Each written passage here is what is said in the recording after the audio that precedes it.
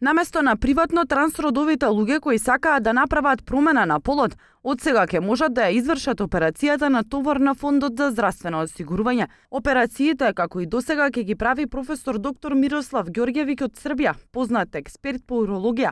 Министерот за здравство Венко Филипче посочи дека нашите законски прописи не познаваат дискриминација по било која основа. Пред неколку месеци на располагање за трансджендер хирургија на сите наши граѓани е еден врвен експерт од Србија кој што работи во развиени европски земји, кој што работи во Америка и за сметка на фондот тие операции и интервенции кои што до сега се плаќаат приватно ќе биде можно да се прават на клиниката за детска хирургија.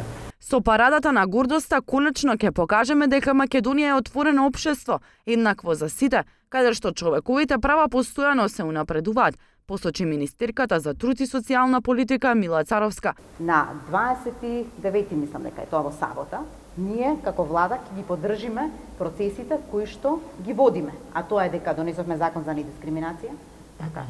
И токму затоа тој закон за недискриминација во пракса значи дека сите институции ќе ги почитуваат овие граѓани со различна сексуална ориентација и родов идентитет. За престојната парада на гордоста Бијана Гинова, ко-председавач на ЕРА Асоцијацијата на ЛГБТ и заедницата, вели дека е парадата важен чин во нашата држава, очекува поддршка од владините представници и меѓународната заедница. Јас мора да коегзистирам и со напаѓачите кои мене ме нападнаа додека бев во центарот за поддршка.